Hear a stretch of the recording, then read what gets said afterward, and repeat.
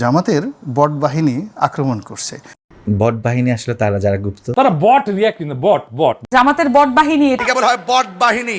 বাংলাদেশের সামাজিক মাধ্যম এখন সবচেয়ে আলোচিত শব্দগুলোর একটি হলো বট বা বট বাহিনী। বিশেষ করে ২০২৪ সালের গণঅভ্যুত্থানের পর থেকে রাজনৈতিক দলগুলোর অনলাইন কার্যক্রম নিয়ে এই আলোচনা আরো বেড়েছে। বিএনপি, জামাত, আওয়ামী লীগ, এনসিপি সহ বিভিন্ন রাজনৈতিক দলের বিরুদ্ধে সংগঠিত ডিজিটাল টিম বা বট বাহিনী পরিচালনার অভিযোগ রয়েছে। আমার ওয়ালে যদি আপনারা এখন যান, আমার ফেসবুক প্রোফাইলে যদি আপনি যান, পাতলা পায়খানার মতো বট বাহিনীরা আমাকে আক্রমণ করছে। বট মূলত এমন একটি অ্যাকাউন্ট বা সংগঠিত অনলাইন গ্রুপ যারা দলগতভাবে সামাজিক মাধ্যমে নির্দিষ্ট ব্যক্তি বা দলের পক্ষে প্রচারণা চালায়, আবার বিরোধী মতের পোস্টে একযোগে আক্রমণ, ট্রল বা নেতিবাচক মন্তব্য করে থাকে। জামাতের বট বাহিনী এটা তো একটা ট্রমায়, ন্যাশনাল ট্রমায় পরিণত হয়েছে। আপনারা অনেক সময় শত শত একই ধরনের কমেন্ট দেখা যায়, যা সাধারণ ব্যবহারকারীদের মধ্যে আতঙ্ক ও বিরক্ত তৈরি করে। যাদের মূল জনশক্তি কি বট বাহিনী।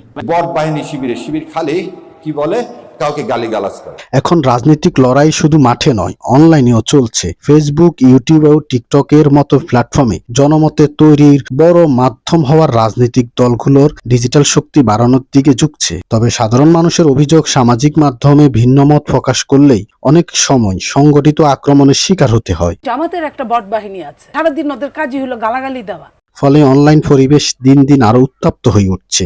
বিশেষজ্ঞরা বলছেন, সুস্থ রাজনৈতিক সংস্কৃতি বজায় রাখতে হলে ভুয়া অ্যাকাউন্ট, ট্রলিং, সংগঠিত অনলাইন হয়রানির নিয়ন্ত্রণে কার্যকর পদক্ষেপ নিতে হবে সরকারকে।